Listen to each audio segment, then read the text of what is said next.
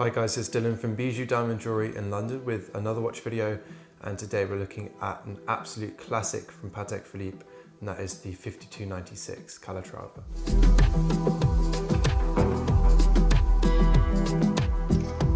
As with all my reviews, let's go back in time now and take a look at the history of this Patek.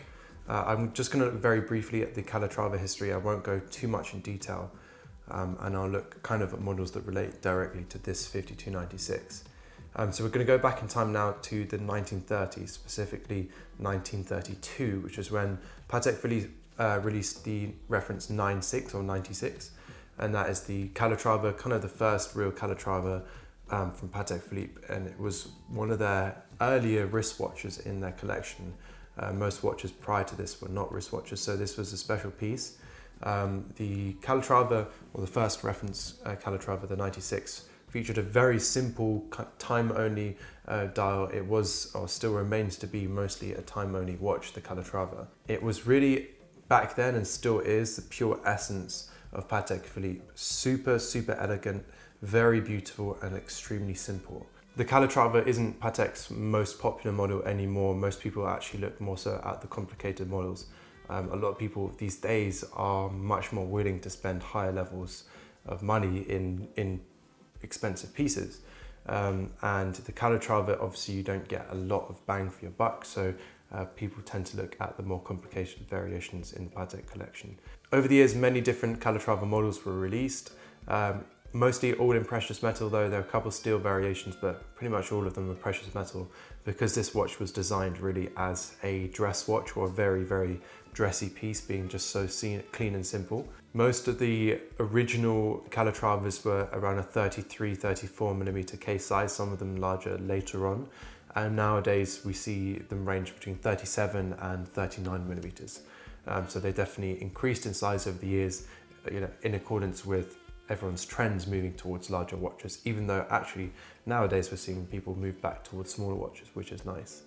The most kind of famous current collection variation that was released during this history is the 5196, which is, of the current collection, the most similar to the original 96 reference from 1932.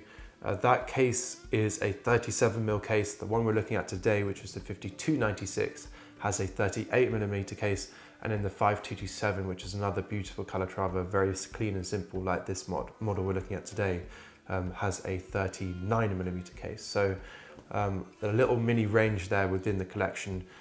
This one sitting in the middle at a lovely 38mm, truly beautiful watch. That concludes the very basic history of the Calatrava. I will definitely do a video looking more in detail at the history of the Calatrava and its importance in Patek Philippe's history. But let's move on now to the features of this Calatrava, this 5296, and we're going to start with the clasp.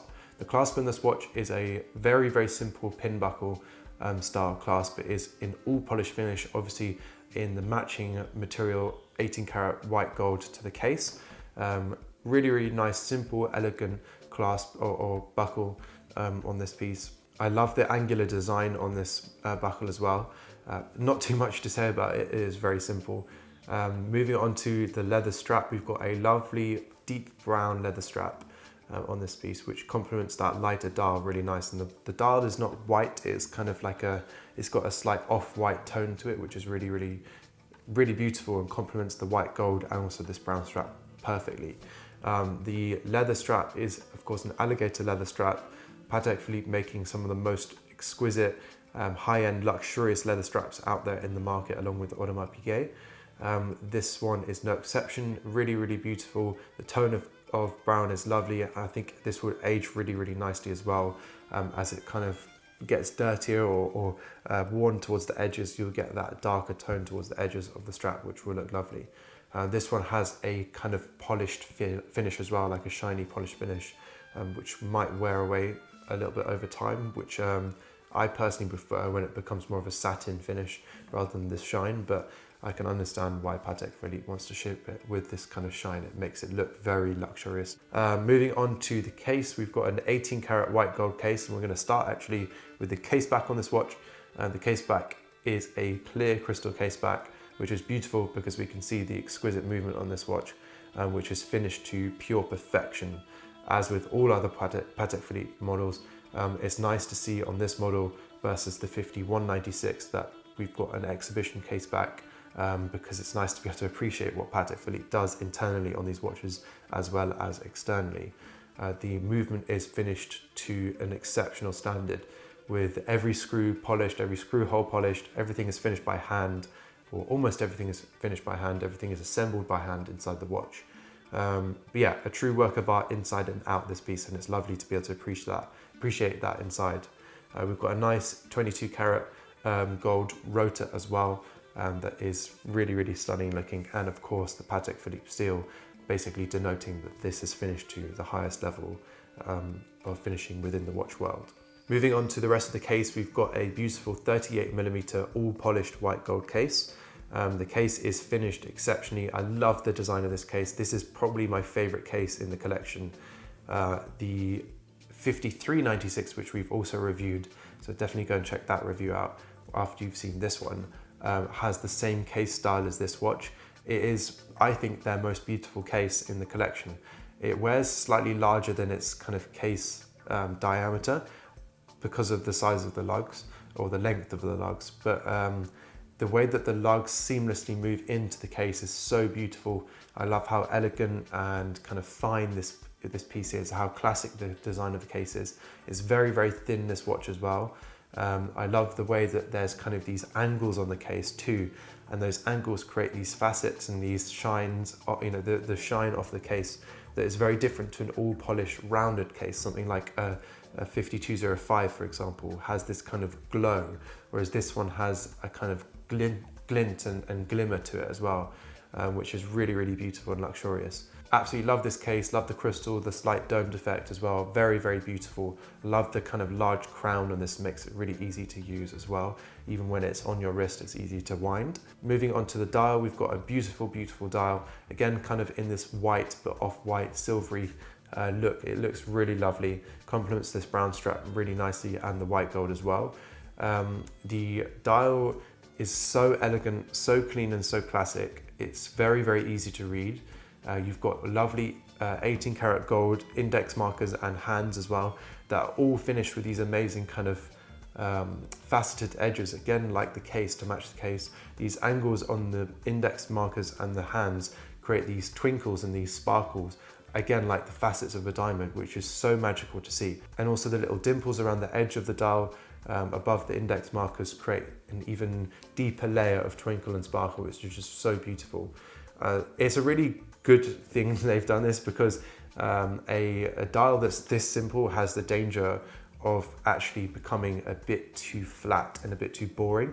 So they've obviously looked at ways to make this still have some life and presence on your wrist, and it definitely does. It looks expensive, feels expensive, despite the fact it is so simple. This case and design is really one of Patek's most perfect designs, so much so that Patek actually uses the 5396, so the complicated version of this watch, as their wall clock outside each of the boutiques, or many of the main flagship boutiques across the world. So yeah, really, really beautiful watch, and beautiful design, beautiful case, beautiful dial. I wish in some ways though that it had a slightly smaller case size at 37mm or 37.5 maybe. Just the slightly smaller size would help with those lugs spreading out so far, because I think it does wear more like a 39-40 in my opinion, rather than 38mm. And I think if it actually wore like a 38-39, it would look really beautiful. But nonetheless, it still suits my wrist, which is 16.5 centimeters in circumference, really beautifully. I think it would suit a wrist all the way down to maybe 13-14 centimeters, up to, I think, an infinite size of wrist, 24 centimeters maybe. I think it's just a really wonderful classic piece that will be in fashion for many, many years, has been in fashion since the 1930s, and will always be a classic staple piece in the Patek Philippe collection. It's a real shame that they've discontinued this specific model.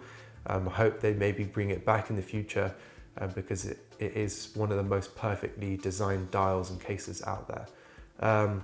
Would I own this? 100%. I do think it is quite expensive for what it is, being around the £20,000 mark or £19,000 mark.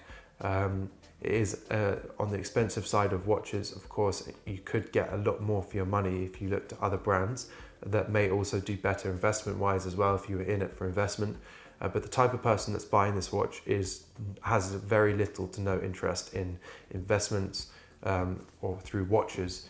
They're not trying to impress people with, you know, their bling or their loud gold watches, their diamond set dials or you know, their diamond set bracelets. They're literally just about the pure essence of Patek Philippe and wonderful, wonderful watchmaking. So yeah, truly exquisite timepiece, built for a very special type of watch connoisseur that's looking for just the finest watchmaking out there. And this is no exception. This is a wonderful timepiece. Thanks guys for watching. Let us know in the comments what you think of this 5296. You said it's discontinued as well. What other Calatrava would you own in the collection?